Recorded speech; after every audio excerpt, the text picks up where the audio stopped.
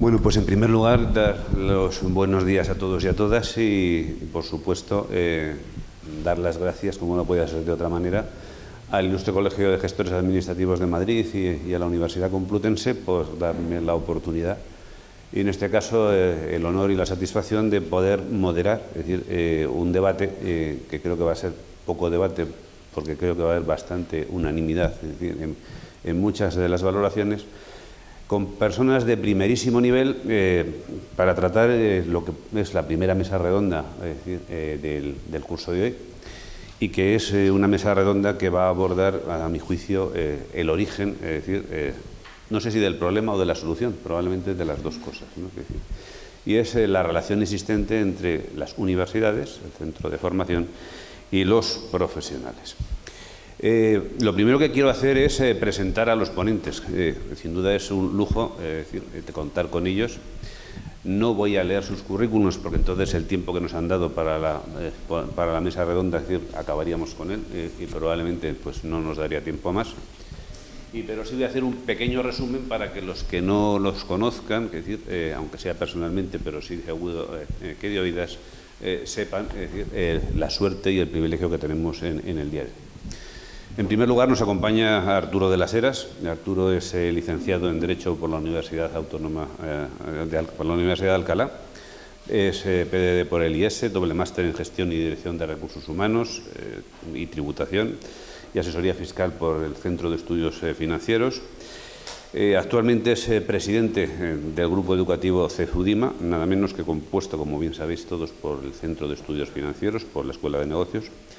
También, evidentemente, por la editorial técnica Estudios Financieros y por la Universidad a Distancia de Madrid, UDIMA.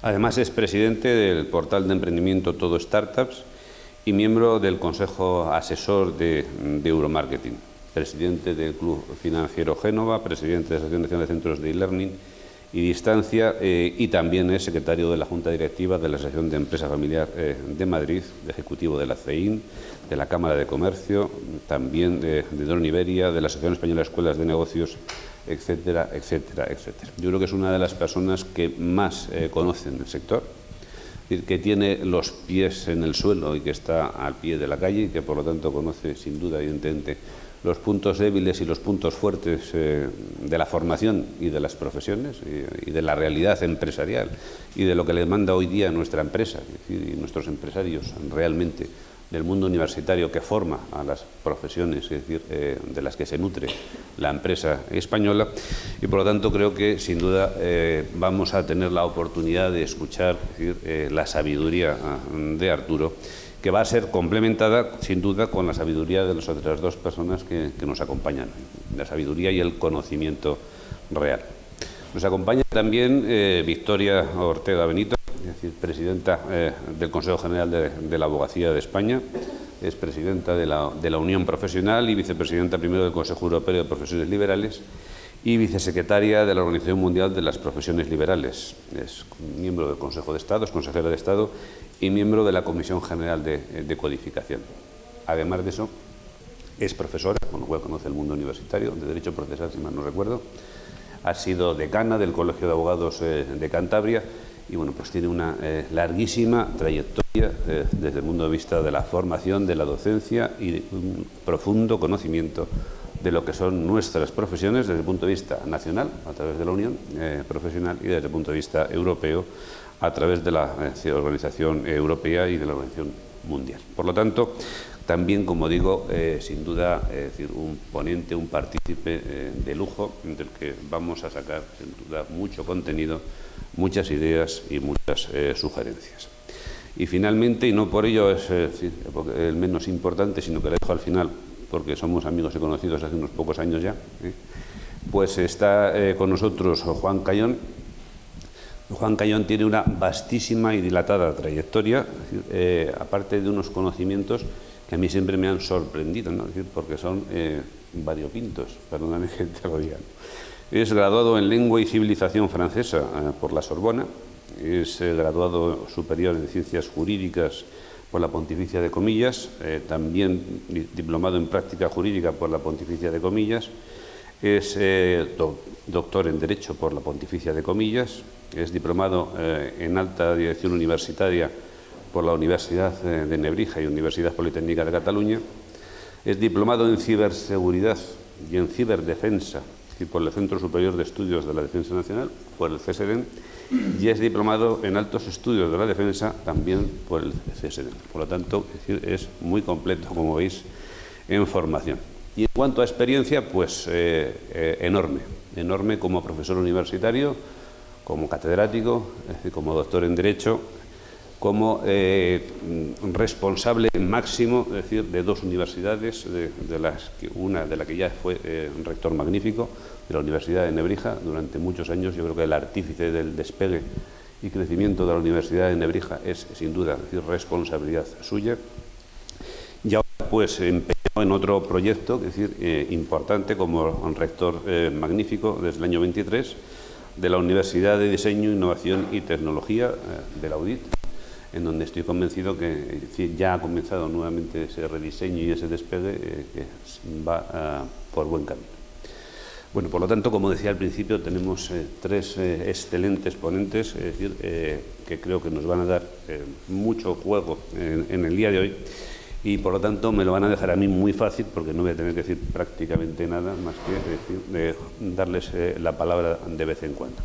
Pero si me permitís, como también al moderador le corresponde ser un poco animador, o como se suele decir en España, poner el toro en suerte, voy a intentar dar dos o tres pinceladas que quizás no compartáis, es decir, acompañadas de algunas preguntas que, aunque no las compartáis, me gustaría que respondáis, ¿vale? Bien, la idea es decir, parte desde mi punto de vista que España, desde un optimismo moderado, yo creo que se puede decir que estamos en una crisis laboral inédita. Y estamos en una crisis laboral inédita no porque lo diga yo aquí, es decir, en el día de hoy, sino porque muchas personas con gran conocimiento lo han dicho, lo están diciendo, lo siguen diciendo y me temo que lo van a seguir diciendo. Una crisis laboral inédita, porque tenemos algo que está ahí, nos pongamos y lo contemos como lo contemos, que es un paro enormemente elevado. Somos líderes europeos en paro, y esto es así. Es decir, y es una realidad objetiva, pero en paralelo somos también líderes en vacantes sin cubrir. Entonces, lo uno y lo otro puede parecer paradigmático, paradójico, pero las dos cosas juntas y sumadas suenan raras. Sí que es cierto que, si bien somos líderes europeos en paro, no somos líderes europeos en vacantes sin cubrir. El problema de las vacantes sin cubrir es un problema global. Es un problema que se da en toda la Unión Europea y no solo en España. Lo que pasa es que en España se dan los dos elementos que, como decía antes, juntos pues hacen que debamos reflexionar algo más sobre nuestra situación, al menos desde mi punto de vista. La falta de mano de obra es uno de los principales problemas que afecta a nuestras empresas, a nuestro tejido empresarial, grande, mediano y pequeño. Afecta a la competitividad de nuestro sector, y no porque lo diga yo, sino porque lo dicen los empresarios. El último informe del Banco de España dice que casi más del 43% de los empresarios españoles considera que el primer problema para la mejora de su competitividad es la falta de mano de obra formada y cualificada. Lo cual es una reflexión, a mi juicio, importante cuando hablamos de profesiones, y de formación de profesionales, lógicamente a todos los niveles. Datos que vi la semana pasada al hilo de lo que estamos hoy reunidos y de lo que estamos hablando, se cifra en torno a casi 200.000 puestos de trabajo en España que no se cubren, es decir, por falta de mano de obra, a pesar del nivel de paro que tenemos. Bueno, lo que sí que es cierto es que hay profesiones que se demandan y no existen. La semana pasada, hablando de la jornada de hoy, me parece que fue Juan el que nos decía que había más de 20, se demandaban más de 20 profesiones a nivel empresarial, es decir, que no existen como tales profesiones, es decir, al día de la fecha. Y lo cual yo creo que también es un dato importante a poner sobre la mesa de cara a saber qué es lo que tenemos que hacer, o a dónde tenemos que ir, o cómo debemos de ir. Bueno, quizás este preámbulo no es muy optimista, es decir, dicen evidentemente o pesimista, ¿no? Pero dicen que el pesimista es un optimista bien informado. Es decir, bueno, pues probablemente estemos más o menos en un entorno que ahora veremos si es así, si es peor o si es mejor, pero que a mi juicio genera varias preguntas, que es lo que yo quería que hoy tuvieses en mente de cara a vuestras intervenciones. El primer problema, o la primera pregunta es si es un problema de falta de formación o si es algo más. La segunda cuestión es si nuestras universidades, y aquí me refiero a todas, públicas y privadas, lógicamente, es decir, estamos en el marco de una grandísima universidad, ¿no? Es decir, la Universidad Complutense, preparan a los profesionales que necesitamos, o simplemente van a piñón fijo, es decir, preparando a los que siempre han preparado. La tercera pregunta es decir, si están, por tanto, nuestras universidades a la altura de la demanda de nuestro sector empresarial y de lo que demanda el tejido empresarial español. En cuarto lugar, si debe mejorar el modelo docente para promover la empleabilidad, el emprendimiento, la innovación, o si es un modelo docente válido el que tenemos. También si tenemos un marco regulatorio adecuado, porque a veces a lo mejor el modelo docente no mejora porque el marco regulatorio del modelo docente no es el adecuado, sino que hay que reformarlo, a lo mejor desencorsetarlo, a lo mejor evidentemente desregularlo en lugar de regularlo aún más. ¿Tenemos, por tanto, ese marco regulatorio? Sí, no, hay que cambiarlo. Yo creo que es una pregunta importante que deberíamos tratar. También, ¿por qué tienen un reconocimiento internacional elevadísimo, del que nos podemos sentir orgullosísimos, las escuelas de negocio españolas? Y aquí tenemos a un representante de una importantísima escuela de negocio. ¿Y por qué no conseguimos colocar a nuestras universidades en el ranking, es decir, el top 100 a nivel mundial? Pues es una reflexión, yo creo, que también a lo mejor tiene algo que ver con la regulación, y con lo que se puede hacer en una escuela de negocio y con lo que no se puede hacer en una universidad. Es una reflexión que dejo también sobre la mesa. ¿Tenemos un modelo universitario capaz de atraer talento? Es decir, ¿es atractivo nuestro modelo universitario para atraer talento, o el talento se nos está yendo a otros ámbitos precisamente más atractivos desde el punto de vista formativo? Y luego algo también que afecta en el corazoncito de los que somos o mixtos o de letras, ¿no? Es decir, y es, ¿por qué en materia de ciencia y tecnología esto va por un lado, a mi juicio razonablemente bien, y en el ámbito, digamos, jurídico y de ciencias y humanidades, quiero decir, va por otro, a mi juicio, relativamente mal? Es decir, ¿por qué esta dicotomía, ¿no? Y aquí algunos somos precisamente, es decir, de letras y de derecho, ¿no? De derecho y económicas. Bien, no quiero atosigarnos más con más preguntas, y yo lo que creo es que lo que merece la pena es daros la palabra y que, lógicamente, pues hagamos todos, cada uno de vosotros, una primera intervención, también, evidentemente, es decir, para abrir boca, y a partir de ahí, pues, coloquio, discusión, y si alguno quiere intervenir del público, por supuesto, también encantados de que así lo hagamos. Si os parece, vamos a empezar por Arturo, que dijo que iba a ser corto, pero, es decir, iba a ir al grano. Arturo. Bueno, pues muchísimas gracias. Empiezo diciendo que la primera universidad que se conoce en el entorno europeo es la de Bolonia, año 1088. ¿Cuántas instituciones del año 1088 están vigentes hoy en el año 2024? La Universidad de Bolonia empieza dando clases de medicina y derecho. Hoy en las universidades se imparten infinitas disciplinas más. Esta universidad ha pasado por la monarquía absoluta, ha pasado por la democracia, ha pasado por guerras mundiales y sigue existiendo. Por lo tanto, las universidades, dentro de sus problemas, son instituciones que son capaces también de evolucionar y son capaces de cambiar. ¿Que tenemos problemas las universidades? Pues indudable. Claro que tenemos, y algunos de los problemas los ha avanzado Manuel, ¿no? O sea, el marco regulatorio complica un poco las cosas.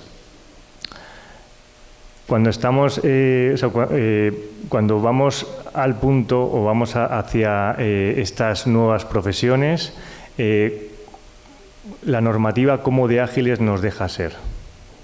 A la universidad que represento solo hay un título que nos han denegado. De todos los que hemos presentado, solo ha habido uno que no fuimos capaces de sacar. Sirva de ejemplo. Quisimos tener un máster en videojuegos, creación de videojuegos. Bueno, el problema para ese máster en creación de videojuegos es que no teníamos doctores en videojuegos. Bueno, la normativa en posgrados te exige el que tengas un 50% de doctores acreditados. Ser profesor de universidad, muchos de vosotros sois profesor de universidad, sabéis que vuestra profesión de profesor de universidad es compatible con cualquier cosa, excepto con dar clase en otra universidad. Pero ese dar clase, o sea, ese ser compatible con otra profesión, cuando luego lo llevamos a la práctica, lo convierten en algo muy complicado, porque en la carrera académica necesitáis una investigación y necesitáis una publicación sistemática para conseguir esas acreditaciones y esa subida en el escalafón profesional. Eso hace que estéis lejos de la práctica, de esa práctica que las profesiones están demandando. Así que quizá cambiando un poco el marco regulatorio, las universidades tendrían más fácil esto. Luego, también permitidme que os diga que hay nuevas profesiones que a lo mejor no tienen la entidad como para crear todo un grado sobre esa nueva profesión. A mí me daría miedo, y os hablo en primera persona, me daría miedo que mis hijos hicieran una carrera que los hiperespecializase. Yo recuerdo, he estudiado Derecho como algunos de vosotros, o como todos vosotros. Yo recuerdo que cuando estábamos en clase estábamos como muy preocupados porque que no estamos haciendo prácticas suficientes, que no estamos aprendiendo a contestar o a redactar demandas. Y un día pues uno de nuestros profesores nos dice, oye, es que en esta clase no todos vais a ser abogados, porque aquí va a haber jueces, va a haber fiscales, va a haber, por supuesto, abogados. Dentro de los abogados habrá asesores fiscales, laborales, habrá mercantilistas y unos cuantos de vosotros, probablemente la mayoría, jamás trabajéis en nada relacionado con el derecho.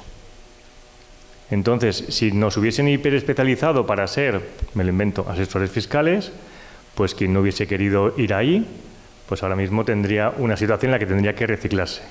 Y ahí es donde entran los posgrados y ahí es donde entran las escuelas de negocios, que sí que pueden tener una formación más práctica. Incluso la asociación que presido, que es la Asociación Nacional de Proveedores, de Centros y Proveedores de e-Learning, en esta asociación hay muchos centros no universitarios que lo que se dedican es a formar para el empleo. O sea, todos los que tenemos nómina, hay una pequeña partida que va a la formación continua. Y yo creo que eso es algo que sí que se está haciendo bien. O sea, los trabajadores tienen el derecho y las empresas la obligación de financiar y permitir esa formación continua de los trabajadores. Yo creo que va más por ahí. O sea, la universidad, desde mi punto de vista, en los grados lo que tiene que hacer es dotar a las personas de la capacidad del análisis crítico para poder desarrollar cualquier profesión y a partir de ahí, pues donde caigan, la empresa tiene la obligación de formarle y de irle adaptando a su necesidad concreta. Y bueno, yo creo que de momento para esa primera intervención ya...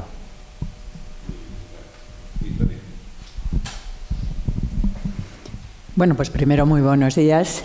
Buenos días a todos, buenos días a todas y deciros que estoy encantada, ¿no?, de participar en esta mesa por varias razones. Primero por el título, que como indica Manuel, pues me coge, ¿verdad?, por los dos lados, por la universidad y por las profesiones además en algo que han organizado los gestores y la Complutense, y por estar en esta mesa, que seguro que aprendo muchísimo de lo que digáis.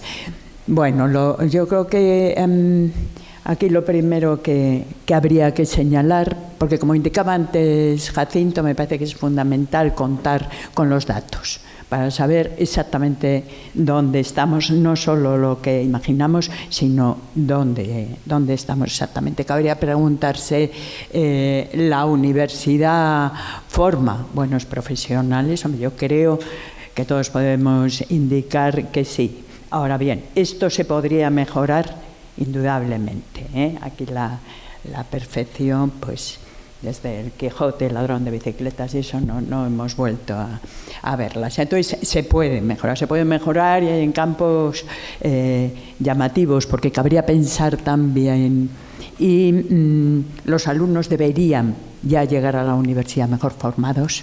Bien, pues este es un punto que nos llevaría muy lejos, pero probablemente también. En este momento y con carácter muy cercano disponemos de varios informes, el informe PISA, del informe de la CRUE, que nos están hablando de datos muy recientes. Ayer, yo lo había visto antes en PISA, pero creo que salió, me parece que fue en El País, ¿no?, el bajo nivel de conocimiento económico en los chavales. La escasa cultura económica que existía, y hablaban de una cosa tan llamativa como que los chicos de 15 años piensan que el dinero que prestan los bancos no hay que devolverle, ¿no? Entonces, bueno, ahí sí. A ese nivel, claro, OCDE nos situaba muy abajo, ¿no?, en Europa, aunque en otros países también se pensaba, tampoco es cuestión de acomplejarnos. Bueno, pues entonces partimos en primer lugar de esto. Luego hay que pensar, la gente joven confía en la universidad, quiere ir a la universidad, tiene ilusión, piensa que es su forma de formación más adecuada, que puede cubrir sus aspiraciones. Pues nos dicen que sí, también los datos. Os digo, por el informe de la CRUE, refleja, ha salido con un poco de atraso, salió en junio, vamos, a primeros de mes pasado, y nos está hablando del año 22, y nos habla de 1.700.000 estudiantes universitarios, y dice, desde 2008 la población universitaria ha crecido un 18%, al tiempo que la población joven se ha reducido un 20%. Es decir, que el incremento es importante y que la preferencia por cursar estudios universitarios ha incrementado 10 puntos porcentuales desde el año 2008. Entonces sí podemos afirmar que sí es atractiva y que además se confía en la universidad por parte de la gente joven. Esto sucede, como, y hablo de él porque es el mundo que me muevo, con el mundo de la justicia, ¿no?, que siempre estamos en punto de mira y parece que no confía nadie, pero la gente sí confía, porque de otra forma no podrías entender que se sometan ante Administración de Justicia 7 millones de asuntos al año. Es un sistema que obviamente es lento y además es caro. Entonces, confianza tienes que tener en que al final merece. Bueno, pues partiendo de estos datos tenemos confianza. ¿Qué podemos mejorar? Y entro a un tema que acaba de tratar Arturo, que yo desde el punto de vista de las profesiones le veo fundamental. La formación práctica. Partimos de la base, lógicamente, que en la universidad, en los lados, está llamada a una formación teórica científica importante. Pero para nada considero que ello tenga que ser incompatible con una formación práctica. Me parece fundamental la colaboración público-privada en este sentido, y no solo es que la universidad forme estudiantes para ir a las profesiones, sino que los profesionales también deben aportar en la universidad, en la formación de estos estudiantes. Entonces, esa parte, probablemente tengo también la de formación del procesar, ¿no?, que al ser eminentemente práctico lo tengo más imbuido, pero me parece fundamental, y siendo cierto los datos que dabas, Arturo, que antes se veía la formación práctica como algo de otro mundo, creo que en esto se ha avanzado notablemente. Otro tema importante que creo que tiene importancia es la inclusión.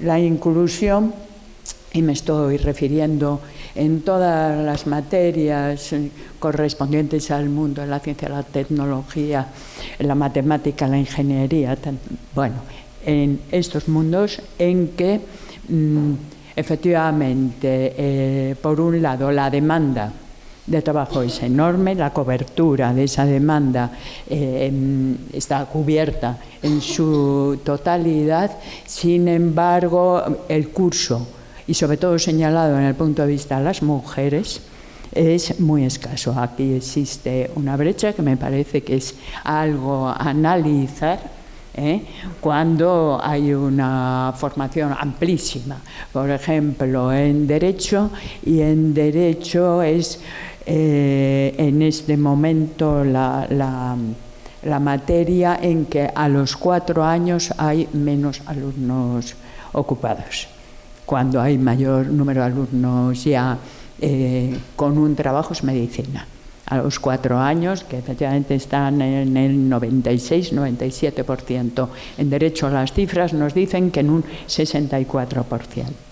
Todas las partes que os digo dentro de ciencias, tecnología, la matemática, están cubiertas en su integridad, pero no hay alumnos. Esto es un tema que llama la atención y que yo creo que tendríamos que poner en relación con el siguiente: aprovechar el talento. Aquí PISA sí nos pone bien, pues en algo nos tiene que poner bien, y España queda bien en cuanto al conocimiento creativo. Ahí quedamos muy bien y, curiosamente, las mujeres llevan un índice más alto. Entonces dices, atraer el talento, pero sobre todo evitar la fuga del talento. Entonces parece que para eso tenemos que ir acordando la demanda con la oferta, con la formación. Y entonces ese trabajo, sin duda alguna, hay que llevarlo a cabo de una forma global. Insisto, tanto lo que es la universidad, sea pública o privada, como lo que son las profesiones, lo que es la empresa, que es el mundo de la economía, de forma que podamos que esto acomode. En el mundo de las profesiones, por parte de Unión Profesional, recientemente hemos suscrito un convenio, por un lado, con la CRUE, para tratar de todos estos temas, y por otro lado también con CREU, con los estudiantes, con la comisión de estudiantes, para poder igualmente movernos en ese mundo y conocer aquello que se nos escapa. Yo señalaría 2 puntos en los que me parece que hay que incidir. Por un lado, en el tema que la formación finaliza en el mismo momento que ya finalizas tu profesión, que ya dejas tu profesión, pues parece que entonces ya te dedicas a otra cosa, pero que tengamos esa exigencia de formación continua, como eso, como una exigencia. Nosotros ahora en la abogacía lo tenemos efectivamente en el estatuto como una exigencia. Y esto lleva una vinculación con la universidad que vaya permaneciendo constantemente a esa vinculación con las profesiones.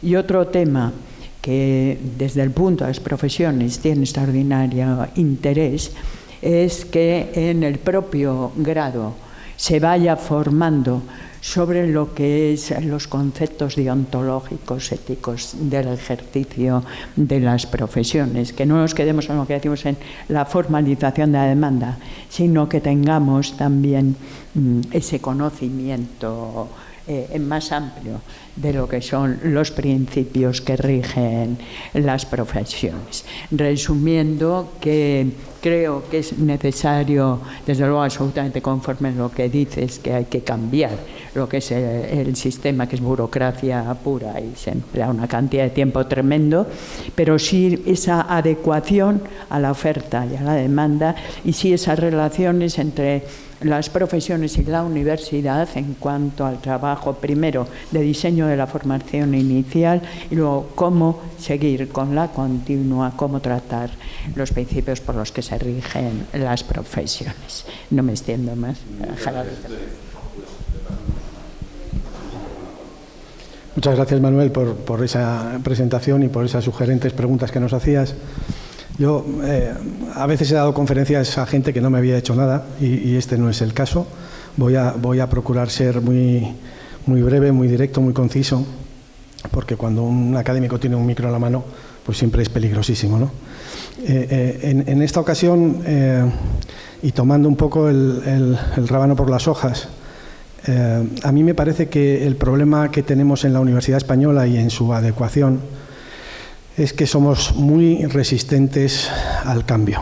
En general, nuestro sistema universitario es un sistema que permanece prácticamente inalterado en su concepción, digamos, pues desde las épocas napoleónicas, y que ha estado centrado, yo cuando hablo con mis colegas rectores, sobre todo en las universidades públicas, su principal preocupación es el profesorado y no tanto los estudiantes, es ganar los votos necesarios en el claustro, no enfadar a los sindicatos, en fin, estas cosas que es con lo que tienen que compaginar, digamos, su actividad, además del profundo problema de gobernanza que tienen instalado, digamos, en el propio segmento universitario, ¿no? Y principalmente en el público.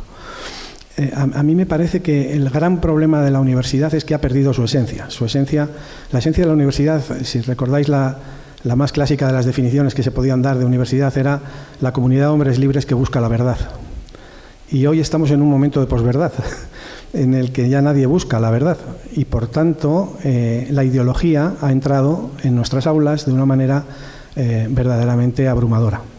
Hoy es el día en el que todavía se ven en diversos campus universitarios grandes carteles y manifestaciones que ponen empresarios fuera de la universidad.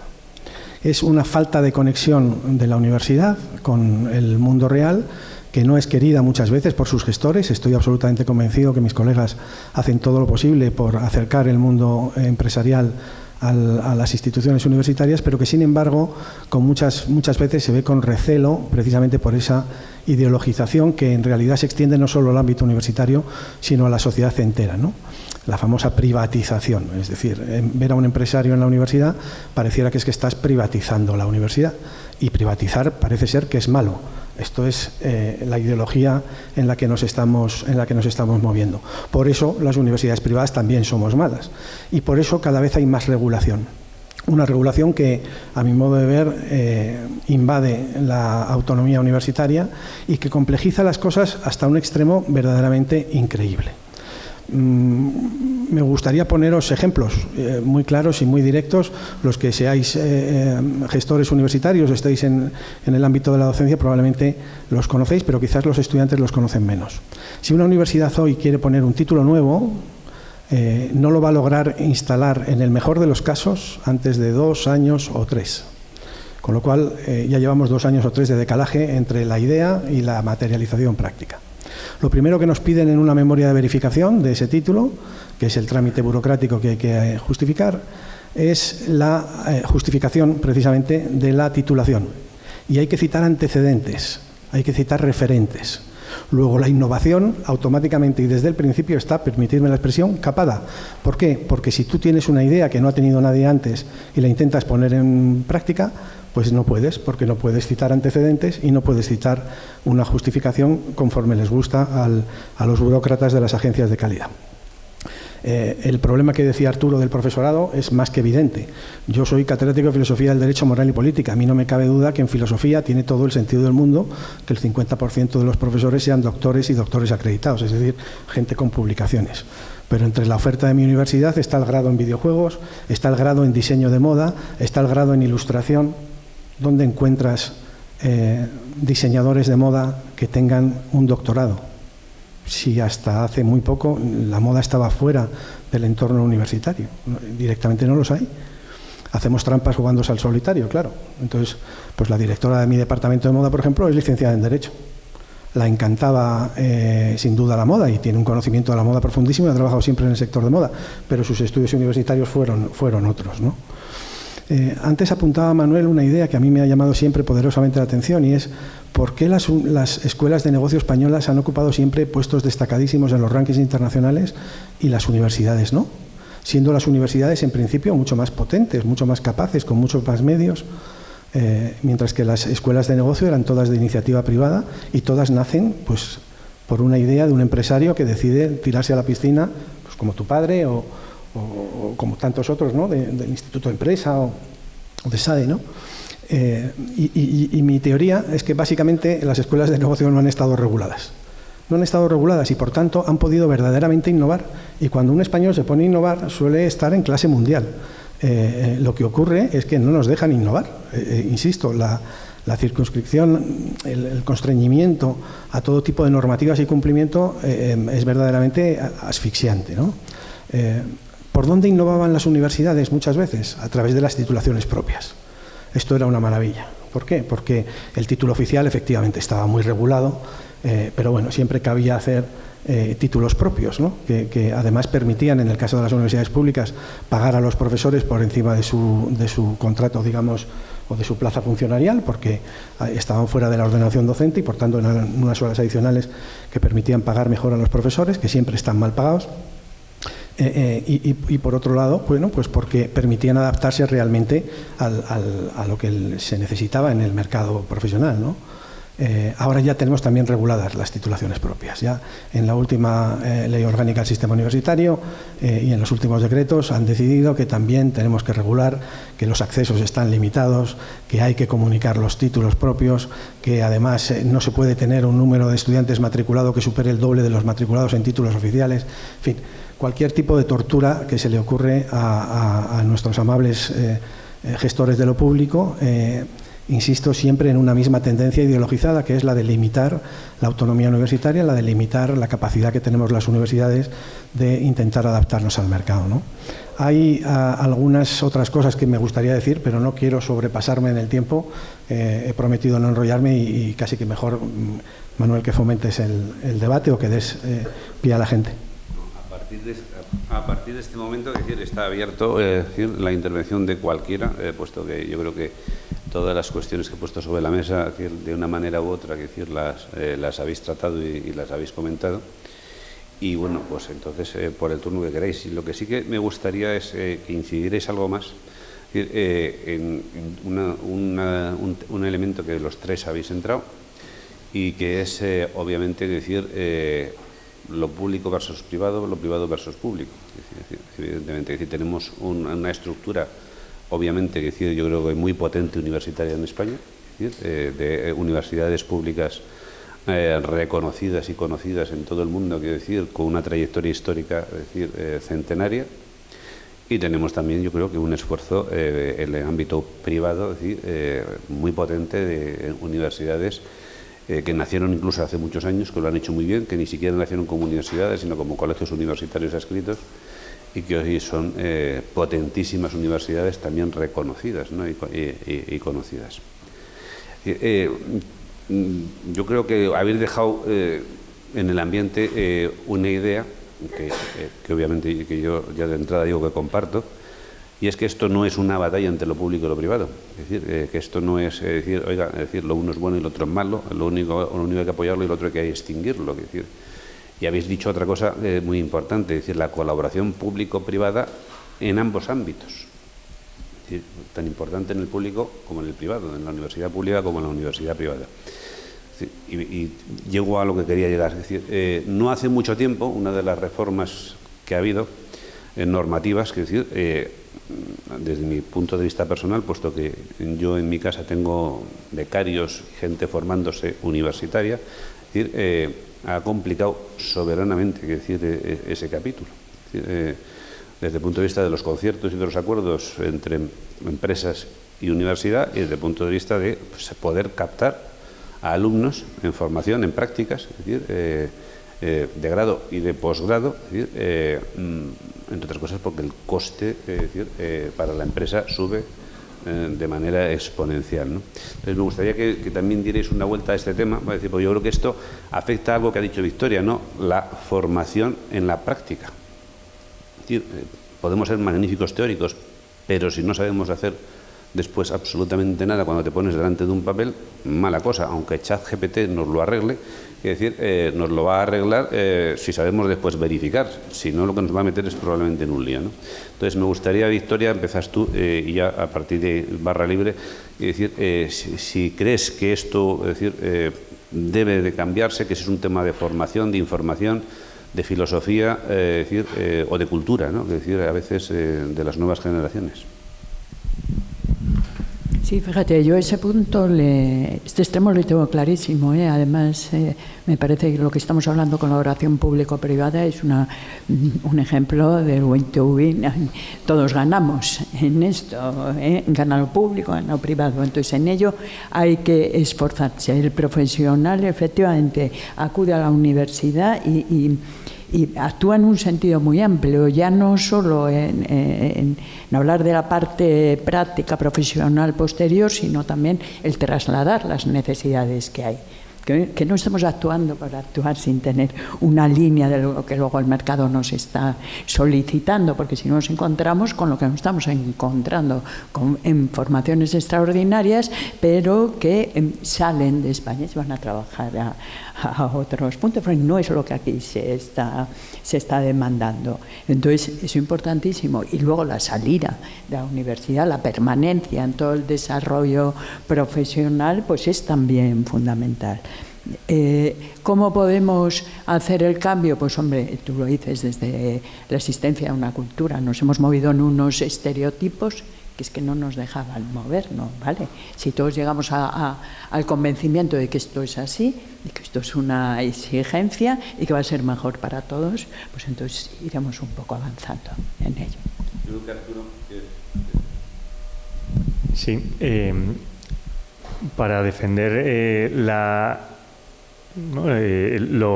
buenos, ¿no? O lo suficientemente buenos que son en la Universidad Española, al decir que nuestros profesionales son demandados en todo el mundo. Hemos llegado también a paradojas, ¿no? Que nosotros formamos enfermeras para que vayan a Reino Unido y enfermeras que con mucha dificultad se forman en países iberoamericanos acaban en los hospitales españoles. ¿De qué forma podríamos llegar a ser más atractivos o ser o de alguna forma las universidades el acercarnos más a la realidad? Hoy en casi todas las carreras, o prácticamente en la totalidad, son obligatorias las prácticas, casi en todas. Lo único que luego, paralelamente a eso, vamos efectivamente, como bien decía Manuel, vamos añadiendo una normativa laboral que complicas o que haces que algunas empresas o algunas universidades empiecen a pensar que aceptar jóvenes para que hagan esas prácticas pues que es perjudicial o que puede suponer un problema. Entonces, por un lado intentamos unas cosas y por otro hay una superregulación, es igual que esto de la autonomía universitaria. Si no tenemos ninguna autonomía. La universidad muy poquitas cosas puede hacer si estamos súper vigilados, súper regulados. Cualquier pequeño paso que queremos dar en cualquier camino, enseguida vienen a decirte, no, puedes tener tantos estudiantes, no, con los títulos propios, el doble. El grado con el posgrado, también parecido. Pues ojalá tuviésemos una bola de cristal para saber en qué titulaciones vamos a tener éxito y en cuáles no. O sea que muchas veces la universidad quiere hacer más cosas o la universidad se quiere acercar a la empresa, pero es que tenemos tantas cortapisas que es complicado el que hagamos investigaciones conjuntas público y privado, si es que nos miran un poco con desconfianza. Entonces, yo creo que hace falta un ejercicio más importante de todos de repensar cuál es el lugar de la universidad. Pero vamos, siendo muy optimistas. O sea, si vemos los porcentajes de desempleo, cuanto más estudios, más pequeño es el porcentaje de desempleo. Donde está el gran problema es en la gente o en los que no acaban de estudiar, prácticamente abandonan en los colegios. Esos son el gran problema, porque a un universitario sí que le puedes reciclar, ¿no? En estas nuevas tecnologías. A alguien que con dificultades acabó el colegio no se recicla en nada.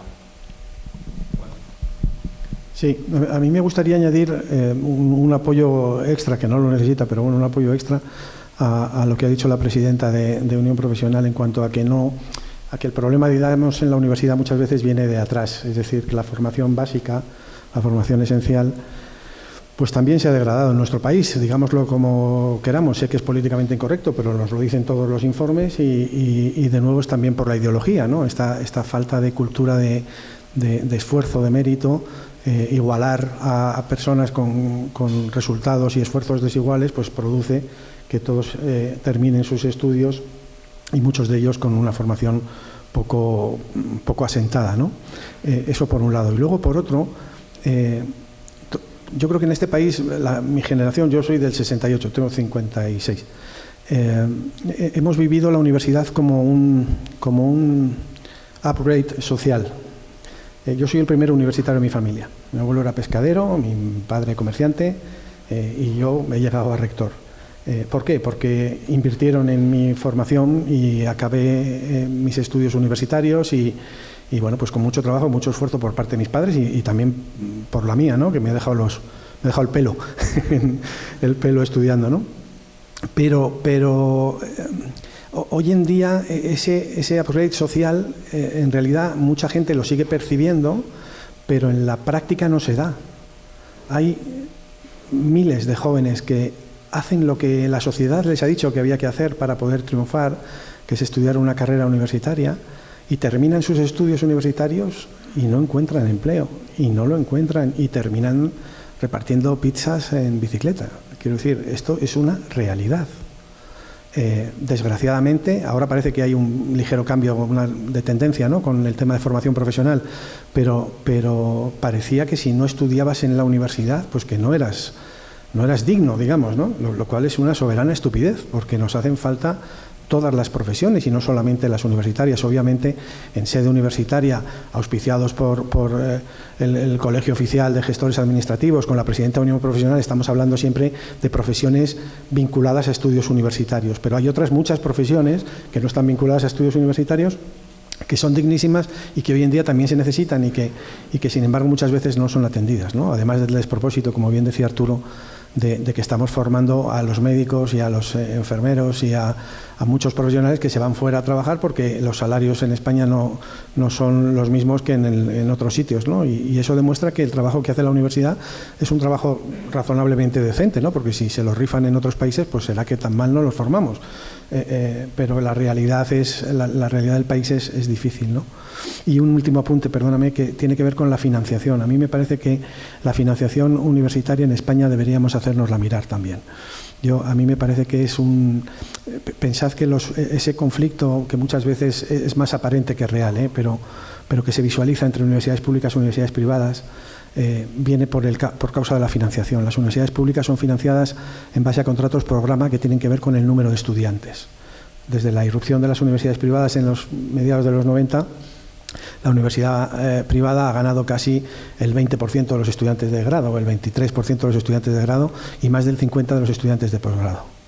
Esto ha mermado la capacidad de las universidades públicas porque reciben menos financiación al tener menos estudiantes. Claro, entonces de alguna manera el sistema tiende a querer parar el crecimiento de las universidades privadas, en vez de preguntarse por qué un estudiante decide pagar lo que podría obtener de una manera más barata, ¿no? Yo creo que el problema es cómo está modelado el sistema de financiación universitario. Yo creo que las universidades públicas necesitan mucho más dinero del que reciben y, sobre todo, necesitan gastarlo de manera mucho más eficiente. Y para eso hace falta gobernanza, que tampoco hay. Es decir, como decía antes o como apuntaba antes, mis colegas rectores muchas veces están preocupados de hacer política, me refiero en relación con los órganos de gobierno de la universidad y no tanto en tomar decisiones que permitan, digamos, actualizar los currículums, mejorar la calidad del profesorado, evitar digamos, la endogamia, en fin, tantas otras cosas. Sí, si me permite un segundín solo por un dato en relación con lo que estabas trolando que salió en PISA en España, que es el país con más sobrecualificación de la Unión Europea. Fíjate, un 35,9% de los ocupados de 20 a 64 años con educación superior estaban desempeñando tareas de baja cualificación. El siguiente superior de Europa es un 22%, con lo cual tenemos un nivel ahí altísimo Y esos trabajos menos cualificados son precisamente los que están más en riesgo con la irrupción de la inteligencia artificial. Porque el trabajo altamente cualificado no tiene ningún peligro para la inteligencia artificial, o sea, por la irrupción de la inteligencia artificial. Sin embargo, el menos cualificado sí. Con lo cual vamos a tener en unos años a una cohorte enorme de estudiantes que fueron universitarios, que no encontraron el empleo que querían o que aspiraban, que quedaron trabajando en puestos, digamos, infracualificados, o sea, para los que no se hacía falta la calificación que tenían, y luego acabarán finalmente siendo despedidos o sustituidos por la inteligencia artificial, lo cual es un drama total, del cual es responsable el sistema, por no haber tomado las medidas que debía haber tomado a tiempo. Si hay una cuestión que se quiera plantear dentro de la sala, también es el momento de hacerlo, ¿vale? Es decir, nos queda así, ahí al fondo. Venga, por favor.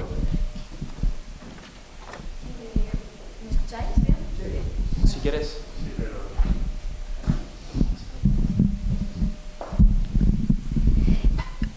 Buenas tardes a todos, muchas gracias por todo lo que nos habéis estado contando.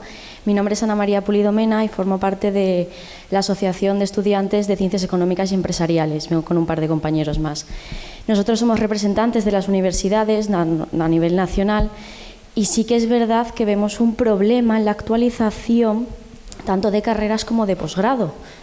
Claro, nosotros estamos luchando por evitar estos problemas, porque somos representantes, estamos en contacto con empresas, estamos en contacto con el resto de instituciones y vemos y estamos viendo todas las carencias que están habiendo. ¿Cómo creéis que podríamos solventar estos problemas de falta de actualización dentro de las carreras?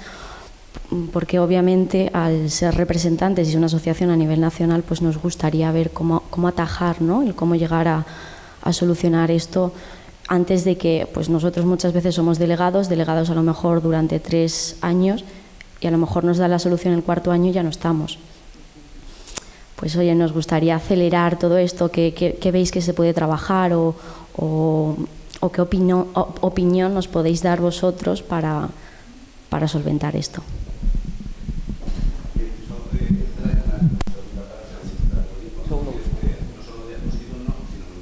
Propuestas, yo creo que es lo que nos están pidiendo. Pues por el orden que queráis. Bueno, pues yo creo en eso que señalas, enlaza un poco con lo que hemos hablado antes, ¿no? Con que la universidad también tiene que escuchar fuera y tiene que escuchar a las profesiones. Lo que indicas, ¿no?, de que se queda desactualizada y que lo que os gustaría sería que pudiera existir una adaptación en los programas, en el propio profesorado. Lo primero que hay que saber son las necesidades que hay fuera. Y entonces el hacer ese esfuerzo, que va a ser muy productivo, de irnos adaptando. ¿Con quién hay que hablar? Pues ya te digo, con las profesiones, entre otros muchos, pero con las profesiones sin duda. Para eso, precisamente, suscribimos hace un mes este convenio con las asambleas de estudiantes. Yo, a título individual, te recomiendo que estudies permanentemente. Quiero decir, que te estés formando todo el tiempo. Eso está claro, ¿no? Para todos los que tienen miedo, yo en la universidad en la que estoy ahora mismo, que es una universidad que hasta ahora ha desarrollado básicamente titulaciones creativas, están todos los estudiantes acojonados, perdonadme la expresión, pero es que es como están, claro. O sea, la gente que se dedica al diseño gráfico, por ejemplo, pues ahora mismo coges Dali y le dices, hazme un logotipo con un caballo rampante y 2 muñecas saltarinas, y te lo hace, y te hace 3 versiones, y otras 3, y otras 3, y otras 3, cuando ellos, su futuro es ganarse la vida diseñando ese tipo de cosas, ¿no? Están aterrorizados. Por lo tanto, a todos los que tenéis ese peligro de desactualización, actualizaros, es decir, a título individual. Ahora tú me dices, sistémicamente, ¿esto cómo se arregla?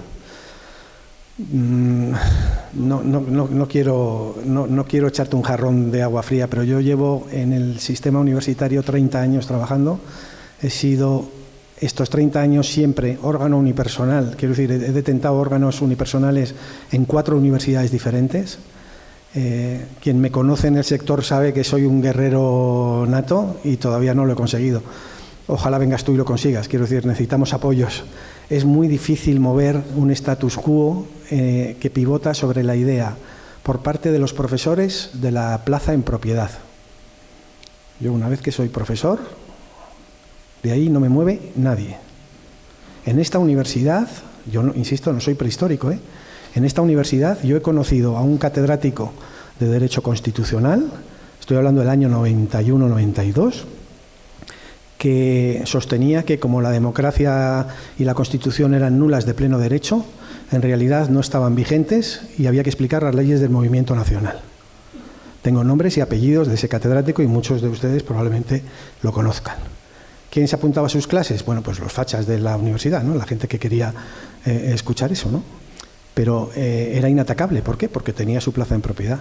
Entonces, si tenemos un sistema funcionarial en el que la retribución no va ligada al rendimiento, sino que la retribución va ligada a haber obtenido una plaza por vete a saber qué fórmula en un momento determinado, si tenemos una financiación que es claramente insuficiente, si tenemos unos órganos de gobierno que difícilmente pueden tomar decisiones porque están constreñidos por todo tipo de operadores en el entorno. Si eres representante de estudiantes, a lo mejor estás en el claustro de la facultad o de la universidad.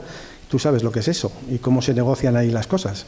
Lo sabes mejor que yo. Entonces, pues es que es muy difícil. Es un sistema que necesita una catarsis que desgraciadamente yo no veo que vaya a producirse. Sí, abundando en lo que te decía Juan, yo no me preocuparía en concreto por tu plan de estudios, porque la intención de la universidad con el grado es darte un sentido común suficiente como para que cuando llegues al trabajo, cuando termines tus estudios, pues te puedas especializar bien haciendo un máster o bien haciendo un curso de especialización de cualquiera, ¿no? Ahora vamos a lo general, ¿no? En el caso de que en tu facultad decidieran cambiar el plan de estudios, lo primero que tendrían que evaluar es si ese modifica va a ser muy específico y muy parcial, o si dicen, oye, pues ya que nos ponemos, vamos a modificar más cosas. Eso supone hacer una memoria, supone mandarlo, si es de grado, a la NECA, si es de posgrado, a la Fundación Madrid+D, esperar un tiempo, recibir contestación, y de la idea original de ese cambio, pues a lo mejor le dicen, oye, mira, es que resulta que ha sido tan lejos que sobre eso no tienes profesores doctores, no lo puedes modificar. Estamos en un momento en el que los cambios pues se van produciendo poco a poco, o sea, pero yo creo que la universidad va a ser capaz de adaptarse. Viene adaptándose desde hace casi 1000 años. O sea, lo único que probablemente no lo vayamos a ver. Luego también hay veces que los que ya hemos pasado la universidad nunca volvemos y pensamos que la universidad sigue exactamente igual que cuando nosotros estudiábamos. Yo no creo que hoy mis hijos pudieran aprobar la carrera como la aprobé yo. Hay asignaturas a las que nunca asistí. Por supuesto, la evaluación continua, eso en mi época no existía. Había en algunas asignaturas parciales, 2, o en una directa, o en algunas ibas directamente al final. Estudiabas o bien un poco con los libros o con las fotocopias de los apuntes que conseguías de alguien que tuviera buena letra, y con eso sacábamos las carreras. Hoy eso es impensable. Hoy la universidad ha evolucionado y es de otra manera. También están esas prácticas en empresas. O sea que yo creo que vais a salir de las carreras lo suficientemente formados como para abordar cualquier trabajo. O sea que tranquila dentro del panorama general. Bueno, pues me da la sensación de que estamos ya on time, decir, con lo cual lo que cabe decir ahora es, primero, que espero y esperamos, los 4 que aquí estamos, que haya sido de utilidad, es decir, el debate y las intervenciones, las aportaciones, especialmente de las 3 personas, de los 3 ponentes con los que hemos compartido este rato de la mañana. Dar las gracias a todos por vuestra atención y por compartir también, es decir, las inquietudes que, como habéis visto, hay y que no son pocas, es decir, en el ámbito universitario y en el ámbito profesional respecto de las relaciones de lo uno con lo otro. Y bueno, pues ser optimistas y esperanzadores, como bien ha dicho decir Arturo, la universidad existe hace muchos siglos y se ha adaptado a todo, ¿no? Bueno, pues lo que hay que intentar es ayudarla a que se adapte cuanto antes. Y por nuestra parte, nada más, dar las gracias a todos, al Consejo, al Colegio y, por supuesto, a la Universidad Complutense por su acogida y, nada, desearos a todos que paséis una excelente jornada y que saquéis el máximo provecho posible. Muchas gracias.